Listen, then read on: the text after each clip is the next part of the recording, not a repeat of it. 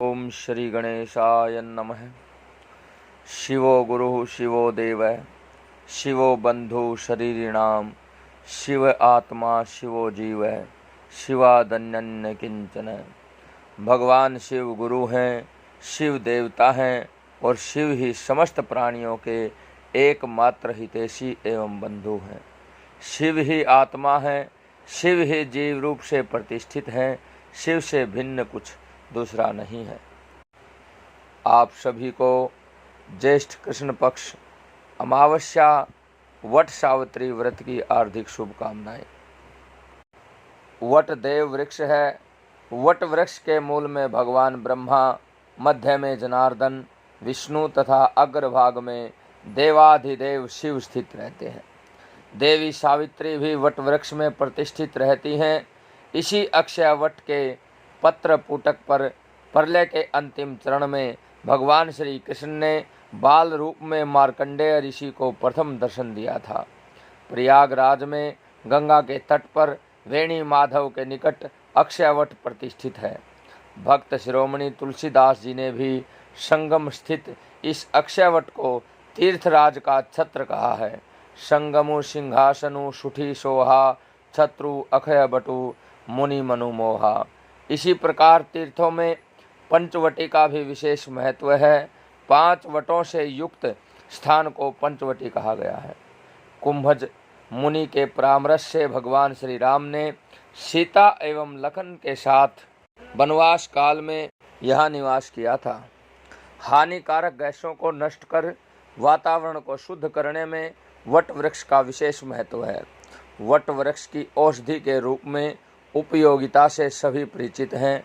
जैसे वट वृक्ष दीर्घ काल तक अक्षय बना रहता है, उसी प्रकार दीर्घायु, अक्षय सौभाग्य और निरंतर अभ्युदय की प्राप्ति के लिए वट वृक्ष की आराधना की जाती है। इसी वट वृक्ष के नीचे सावित्री ने अपने पतिव्रत से मृत पति को पुनः जीवित किया था। तब से यह व्रत वट सावित्री के नाम से जाना जाता है। ज्येष्ठ मास के व्रतों में वट सावित्री व्रत एक प्रभावी व्रत है। इसमें वट वृक्ष की पूजा की जाती है। महिलाएं अपने अखंड सौभाग्य और कल्याण के लिए ये व्रत करती हैं। सौभाग्यवती महिलाएं श्रद्धा के साथ ज्येष्ठ कृष्ण त्रयोदशी से अमावस्या तक 3 दिनों का उपवास रखती हैं। त्रयोदशी से अमावस्या तक वट वृक्ष के नीचे व्रत का इस प्रकार से संकल्प लेना चाहिए कि मम वैधव्य आदि सकल दोष परिहारार्थम ब्रह्म सावित्री प्रीत्यर्थम सत्यवत सावित्री प्रीत्यर्थम च वट सावित्री व्रत महम करिष्ये। इस प्रकार संकल्प कर यदि 3 दिन उपवास करने की सामर्थ्य न हो तो त्रयोदशी को रात्रि भोज करें, चतुर्दशी को आयाचित करें तथा अमावस्या को उपवास करके प्रतिपदा को पारण करना चाहिए।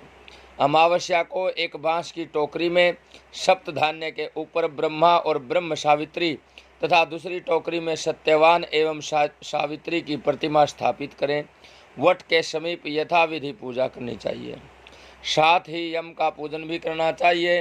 पूजन के अनंतर स्त्रियां वट की पूजा करती हैं तथा उसके मूल को जल से सींचती हैं। वट की परिक्रमा करते समय 108 बार या यथाशक्ति सूत लपेटा जाता है। नमो वैवस्वाय इस मंत्र से वट वृक्ष की प्रदक्षिणा करनी चाहिए और ये मंत्र बोलना चाहिए। अवैधव्यम च सौभाग्यम देहि तवम मम सुव्रते पुत्रान पौत्रांश्च सौख्यम च गृहाणर्घ्यम नमोस्तुते। इस मंत्र से सावित्री को अर्घ देना चाहिए और वट वृक्ष का सिंचन करते हुए ये प्रार्थना करनी चाहिए। वट सिंचामि ते मूलम सलिलैर्मृतोमपि यथा शाखा प्रशाखाभिर्वर्धोषि त्वं महीतले तथा पुत्रैश्च पौत्रैश्च संपन्नम कुरु मा सदा। चने पर रुपये रख करके वायने के रूप में अपनी सास को देकर के आशीर्वाद लिया जाता है। सौभाग्य पिटारी तथा पूजा सामग्री किसी योग्य ब्राह्मण को दी जाती है। सिंदूर, दर्पण, मौली, काजल, मेहंदी, चूड़ी, माथे की बिंदी, हिंगुल, साड़ी, आभूषण इत्यादि वस्तुएं एक बांस की टोकरी में रख करके दान करना चाहिए। इस व्रत में सौभाग्यवती स्त्रियों की भी पूजा होती है। कुछ महिलाएं केवल अमावस्या को इस व्रत को रखती हैं। ये देश भेद, काल भेद या उपचार भेद से वट सावित्री व्रत के अनेक प्रकार के रूप हैं। और इसी प्रकार से इसमें सत्यवान सावित्री की कथा भी आती है कि एक समय की बात है, मद्र देश में अश्वपति नाम के महान प्रतापी और धर्मात्मा राजा राज्य करते थे। उनके कोई संतान नहीं थी। ब्राह्मणों के कथनानुसार राजा ने संतान हेतु यज्ञ करवाया। उसी के प्रताप से कुछ समय बाद उन्हें कन्या की प्राप्ति हुई, जिसका नाम उन्होंने सावित्री रखा। समय बीतता गया, कन्या बड़ी होने लगी। जब सावित्री को वर खोजने के लिए कहा गया तो उसने द्युमत्सेन के पुत्र सत्यवान को पति रूप में वर्ण किया। इधर ये बात जब नारद जी को मालूम हुई तो वो राजा के पास गए और जाकर के कहा कि आपकी कन्या ने वर खोजने में बड़ी भारी भूल की है। सत्यवान गुणवान तथा धर्मात्मा तो है, परंतु वह अल्प आयु है, उसकी आयु कम है। 1 वर्ष बाद ही उसकी मृत्यु हो जाएगी। नारद जी की बात सुनकर के राजा उदास हो गए। उन्होंने अपनी पुत्री को समझाया कि पुत्री, ऐसे अल्पायु व्यक्ति से विवाह करना उचित नहीं है, इसलिए तुम कोई और वर चुन लो। इस पर सावित्री ने कहा कि हे तात, आर्य कन्याएं अपने पति का वर्ण एक ही बार करती हैं, अतः अब चाहे जो हो जाए मैं सत्यवान को ही वर रूप में स्वीकार करूंगी। सावित्री के दृढ़ रहने पर आखिर राजा अश्वपति विवाह का सारा सामान और कन्या को लेकर के वृद्ध सचिव सहित उस वन में गए जहां राजश्री से नष्ट अपनी रानी और राजकुमार सहित एक वृक्ष के नीचे द्युमत्सेन रहते थे। विधि विधान पूर्वक सावित्री और सत्यवान का विवाह कर दिया गया। वन में रहते हुए सावित्री सास ससुर और पति की सेवा में लगी रही। नारद जी के बतलाए अनुसार पति के मरण काल का समय पास आया तो वह उपवास करने लगी। नारद जी ने जो पति की मृत्यु का दिन बतलाया था, उस दिन जब सत्यवान कुल्हाड़ी लेकर के लकड़ी काटने के लिए वन में जाने को तैयार हुआ, तब सावित्री भी अपने सास ससुर से आज्ञा लेकर के उसके साथ वन को चली गई। वन में सत्यवान ज्यों ही पेड़ पर चढ़ने लगा, उसके सिर में असह्य पीड़ा होने लगी। वह सावित्री की गोद में अपना सिर रख करके लेट गया। थोड़ी देर बाद सावित्री ने देखा कि अनेक दूतों के साथ हाथ में पास लिए यमराज खड़े हैं। यमराज सत्यवान के अंगुष्ठ प्रमाण जीव को लेकर के दक्षिण दिशा की ओर चल दिए। सावित्री भी यमराज के पीछे पीछे चल दी। सावित्री को आता देख करके यमराज ने कहा कि हे पति परायणे, जहाँ तक मनुष्य मनुष्य का साथ दे सकता है, वहाँ तक तुम अपने पति का साथ दे दिया है, अब तुम वापस चली जाओ। लेकिन यह सुनकर के सावित्री बोली, जहाँ तक मेरे पति जाएंगे वहाँ तक मुझे जाना चाहिए, यही सनातन सत्य है।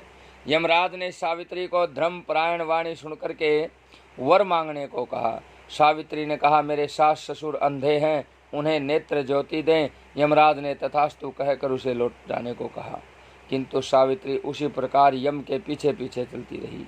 यमराज ने उससे पुनः वर मांगने को कहा। सावित्री ने वर मांगा, मेरे ससुर का खोया हुआ राज्य उन्हें वापस मिल जाए। यमराज ने तथास्तु कह करके उसे लौट जाने को कहा, परंतु सावित्री अडिग रही। सावित्री की पति भक्ति और निष्ठा देख करके यमराज अत्यंत द्रवीभूत हो गए। उन्होंने सावित्री से एक और वर मांगने के लिए कहा। तब सावित्री ने यह वर मांगा कि मैं सत्यवान के 100 पुत्रों की माँ बनना चाहती हूँ, कृपा करके मुझे आप ये वरदान दें। सावित्री की पति भक्ति आदि से प्रसन्न हो इस अंतिम वरदान को देते हुए यमराज ने सत्यवान को अपने पास से मुक्त कर दिया और वे अदृश्य हो गए। सावित्री अब उसी वटवृक्ष के पास आई। वटवृक्ष के नीचे पड़े सत्यवान के मृत शरीर में जीव का संचार हुआ और वह उठ करके बैठ गया। सत्यवान के माता पिता की आंखें ठीक हो गई और उनका खोया हुआ राज्य वापस मिल गया। इससे सावित्री के अनुपम व्रत की कीर्ति सारे संसार में फैल गई। इस प्रकार ये मान्यता है कि सावित्री की इस पुण्य कथा को सुनने पर तथा पति भक्ति रखने पर महिलाओं के संपूर्ण मनोरथ पूर्ण होते हैं, सारी विपत्तियां दूर होती हैं। प्रत्येक सौभाग्यवती नारी को वट सावित्री का व्रत रख करके ये कथा सुननी चाहिए। ओम श्री राधे कृष्ण राधे कृष्ण राधे कृष्ण।